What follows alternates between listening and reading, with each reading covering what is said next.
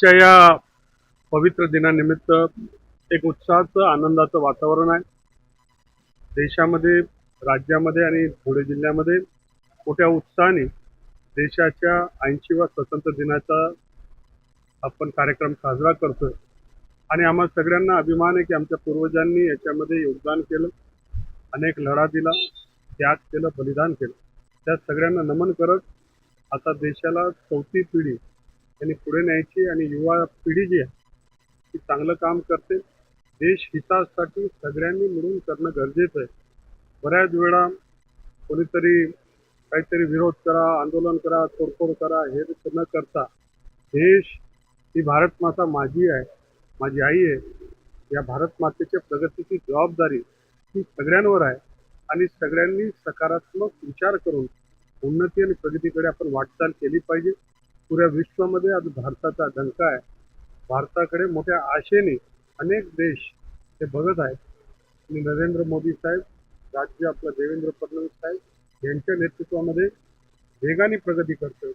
त्या प्रगतीच्या साथीदार बना, प्रगती मिळून करूया, कोणी अडथळे करू नका. सगळे मिळून 140 कोटी देशाचे, सर्व देशाचे नागरिक, भारत मातेचे सुपुत्र पण मिळून आपल्या देशाच्या उन्नती प्रगतीसाठी राहूया. आज मला आनंद आहे की धुळे जिल्ह्याच्या तमाम जनतेच्या माध्यमातून दिवसभर भरगच्च विकासाच्या कामांचं लोकार्पण होतंय. आजच आम्ही नवीन आधुनिक भारताला शोधणारी एक नवीन प्रशासकीय जिल्हाधिकारी कार्यालय उद्घाटन करतोय. शासकीय तंत्रनिकेतनमध्ये एक आधुनिक वाचनालयाचं आम्ही लोकार्पण करतो.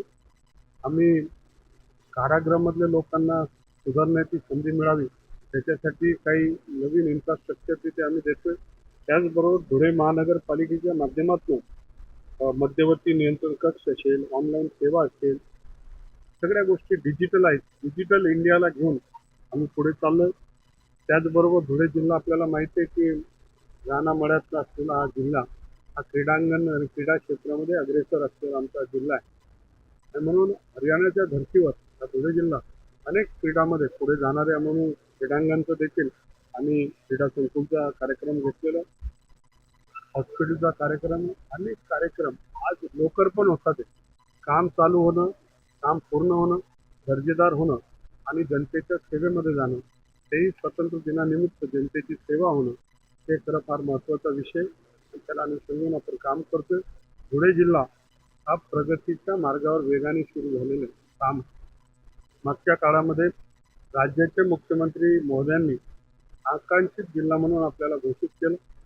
त्याचं समाधान होत असताना मनामध्ये दुःख आणि शल्य सुद्धा आहे की मागच्या 70-80 वर्षामध्ये पाहिजे तसं निधी, पाहिजे तसं महत्त्व, पाहिजे तसं लक्ष त्या धुळे जिल्ह्याला दिलं गेलं नाही.